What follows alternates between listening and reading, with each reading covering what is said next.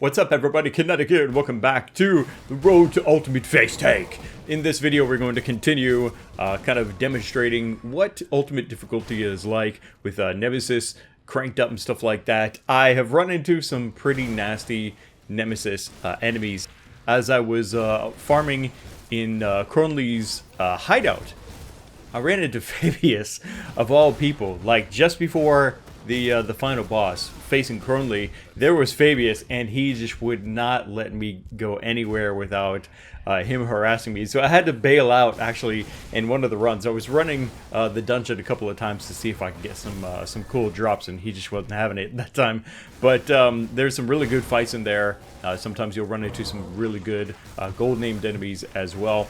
And what is really interesting to me is here I am, I'm playing this commando build, but I keep finding a bunch of stuff that would have been good for my Fire Strike Gunslinger. For example, one of the key items, Devil Tongue, right here, actually dropped from Cronley, and I couldn't believe it. I mean, you know what, it's actually not so bad though, because despite the fact that I'm looking for commando stuff, not you know, gunslinger type of items, the whole point actually, well, not the whole point, but a very big part of the reason why I wanted to make this build also is because I wanted something really strong, really powerful, really tanky, something that would make for a really good farming build. And that's what I saw in this commando and this sword and shield build, something that I could repeatedly and very comfortably, right, farm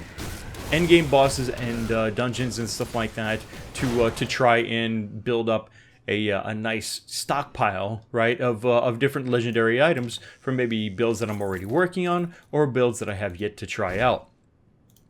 I'm actually going to have to fight my way through this place in order to get to the next area. Kind of similar to Cronley's hideout, where you're basically forced to make your way through this place if you want to continue through the game.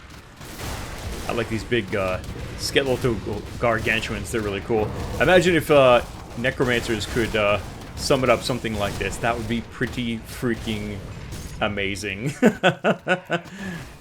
I mean, skeletons, you know, basic skeletons like these are cool and all, but oh man, imagine having, like, you know, not a permanent gargantuan, but like a temporary gargantuan like that you could sum out and have with you as a pet. I mean, maybe they will allow a gargantuan, who knows, for, you know, kind of as a permanent pet, but yeah, we would have to have like lower stats or something like that. The temporary one would be temporary, but it would also have like maybe greater power or something like that while active. I would like to see something like that. I don't know. I've been continuously dreaming about, as I go through and play with this this commando build. Really, like half the time I'm thinking about, wow, what are they going to do with Necromancer? I'm really hyped for it. I really, really am. And I'll say this as well. I mean, while we still haven't seen a lot of the Necromancer, just looking at the concept art and the designs for the Necromancer for Grim Dawn looks actually a hell of a lot better, just from just the way the armor and stuff like that looks compared to Diablo 3's Necromancer, which is, it's kind of sad. I was really hoping like that they would have like a really large amount and a lot of really cool armor designs that I could get on board with to go along with my Necromancer, which I'm definitely going to play regardless of what it looks like. I mean, I'm going to be playing Necromancers in D3 and Grim Dawn. But from what I've seen of like the one armor design, I think, or whatever, the concept, and I think they also had actually a preview model of it too, if I remember correctly. It looks so freaking cool, man. And somehow all of Blizzard's like Necromancer armor designs look just, I don't know, just really weird, but not in a cool way, if that makes any sense. So I don't know. Maybe there's just more that we need to see from what Blizzard is offering. Admittedly, I've only seen like a handful of the Necromancer designs or something like that for D3's Necromancer. I've actually been largely ignoring as much as possible whatever is going on with the Necromancer in D3 until I get access to it. Like, I know that there's a few guys out there, YouTubers and streamers and stuff like that. They've, like, for example, Riker has had access, even went on kind of like a special trip or whatever, to get a hands-on preview of it and stuff like that. But I don't want any of that. I want to discover it for myself, because that's going to be way more fun, I think. Okay, there's actually 2 entrances or exits from this room. I can't remember what goes here. But this is... Oh, okay. This looks like it'll just take us out if we want out. Nova, please stay your weapon, mortal. I ask only that you hear out my plea. What is it you need? Many ages ago, my people made a grave mistake, and now we pay for our hubris, eternally bound to this land, but our children do not deserve the fate placed upon them by our curse. My daughter, Lutra, now stalks the broken hills as a hideous harpy. She suffers for my sins in the body of a monster, bitter, twisted, and having never known a mother's love. Please, mortal, find my daughter, deliver a swift and merciful end to her eternal torment. If you do this for me, I will gladly give of my essence to strengthen yours. I will do as you ask. I like these story quests here in Grim Dawn. To me, story is such a huge part of why I enjoy ARPGs. It's why I want to enjoy Path of Exile more, but I just cannot get into the story. Like, it's got a cool background, like, story to it. You know, with the Gemling Queen, the way that gems were created, Malachi and stuff like that. But it's just not told in a very interesting way. There's just really not a lot of interesting characters that you get to interact with or have like just mini quests with or something like that. I really hope that they're going to change that for 3.0. More than anything, that's what I want. I want an interesting story told to me while I'm exploring the world to give myself an understanding and appreciation for where it is that I am, why I'm fighting these monsters, why certain named enemies are here, who they are, what their story is, and stuff like that. I really, really like that. It's really important to me. Otherwise, I'm just in some area, I'm just killing some monsters, I'm just going through a game, and that tends to really kill my enthusiasm for games. And so that's why the more that I look into and kind of study the lore and like the architecture here and stuff like that, of like, for example, and understanding the lore of Grim Dawn, right? Old Arcovia and stuff like that, and reading the little stories in the the notes or journals or whatever, it really does it for me. The more that I find that stuff, the more I get into this game. Absolutely. So that's always my hope, that they will continue doing stuff like that. I'm hoping that they're gonna have. I'm pretty confident that they will have a lot more cool lore to get into in the expansion here for Grim Dawn in 3.0 for Path of Exile. I hope that they make that kind of a bit more of a focus, and not just more areas for us to go through and slaughter enemies and stuff like that. That would be really, really awesome to see. Really cool. Okay, so this is basically level 2 now. The first level is very, very simple.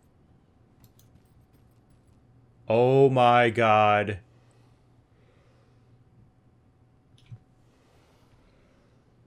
There's some kind of Nemesis up here.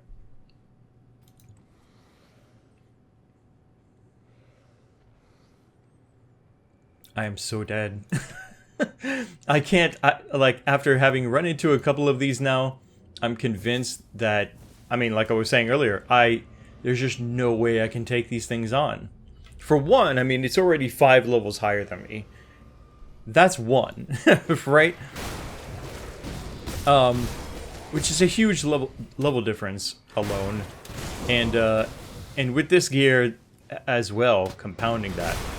It just makes it all the more impossible right now for me to take anything like this on, it feels like. I mean, if I would have had maybe an easier time with, what's-his-face, the first Nemesis that I found here in this run, then I might have more confidence. These guys do so much freaking damage. It's unreal. So he looks like, I mean, is he doing some kind of cold damage, I wonder? Ow! God, look at that. It looks, I mean, judging by the color, I'm waiting to see some kind of debuff or something pop up, but nothing's happening yet. Debuff or effect or something like that hit me. Yeah, I barely scratched him. I mean, I barely engaged him as well, but... Nope, look at that. Oh, God. I think... Oh, yep! That ain't happening, man. That's just not happening. Alright, so now that I just had my skull crushed to a pulp, let's let's see if we can just, like, I don't know, skip around him. I want to reclaim my my XP lost. Touching my corpse wherever the hell it is. A corpse spot, there we go, my grave. Alright, that's a nice chunk of XP back. Let's just go. There's no way I can handle this thing. It ain't happening. We're gonna move on to the final boss of this place, and that should be... Oh, I can see a an elite coming up here. Storm Shriek. Let's go, Storm Shriek. Dude, you are freaking melting. Wow, that was insanely fast. That's actually surprisingly fast. Usually, Golden guys are not that easy. Maybe my character's just like really salty and angry from that that death. He really wants to make something bleed after that. Wait, was there two in there? Or did I not kill the guy in the first place? Oh, there's another one. Vagra. Ooh. Bleeding, and a whole lot of other stuff. What is that? Hang on, we need to thin the herd out here. Am I standing in poop? I think I'm standing in poop. Okay, he's doing some... Oh, okay. He's doing some kind of, freezing damage, plus... fire? Wow. Yeah, this is more what I'm talking about. Oh, there we go. What is this? What is this? Spirit, offensive movement, poison acid, aether, slow, flashbang. +3 to flashbang into inner focus. I can't really lose that bleeding resistance though. I need that. I think I need the piercing really badly too. Oh yes. I need my piercing very much so. Those are cool looking pants. Comes with time warp. Cold resistance. This is what I'll want right here. Maybe. I don't know how bad it's going to be actually, but I think we might want that. We might want to activate that for this fight. We'll see what happens. First, let's get in here and see what it's like. Yeah, there he is, Kilrian. He I don't think he's gonna let me face tank him. Or at least I don't know how viable it is to face tank him. Let's try.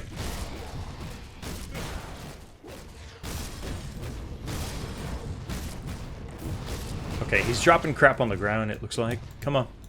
So I gotta move. Come on, dude. What are you doing? Let's go. Yeah, there's more crap on the ground. Damn it. Come on. Stop. I don't want to dance with you. I just want to fight. Let's fight, dude. I think that blue stuff is mine. On the ground right there. The purple is his! Holy crap. That was close. Come on, man. Come on! Come on, Kilrian. Ah, that's right. Down here, I can trigger more apparitions.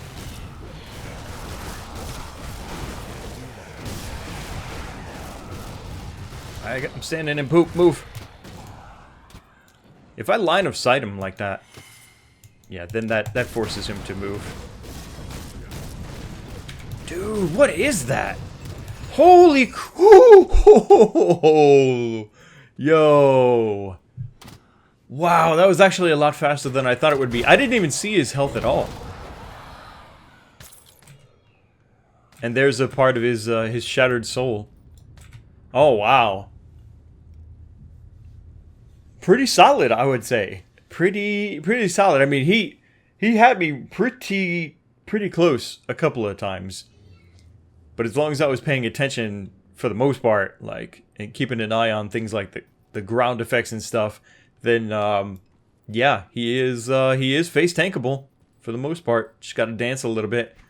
Alright guys, that's going to wrap it up for this video. Part 3, Road to Ultimate Face Tank here in Grim Dawn. Ultimate difficulty. We're facing off against Nemesis, running like a bitch because we can't face them yet, but we are still finding some other really cool enemies to fight. Some kind of static bosses for places like Kilrian here in the Undercity. One of my favorite dungeons, I think, who drops some really nice components and some gear. And then there's all these other, you know, possible named enemies inside that are fun to fight and are a pretty good challenge as well. But yeah, I hope that you guys are enjoying these videos. We are cruising pretty nicely now, I want to say, through the through this portion of the game. I'm really excited to see more legendaries dropping. Every time one of these drops, yes, it may not be for my build particularly, but it's cool to see them. I might hoard them, put them away, or throw them on other characters or something like that for other builds that I might be working on. And yeah, like, to see them dropping kind of at this rate gives me pretty good confidence, I want to say, as far as the rate at which I might be able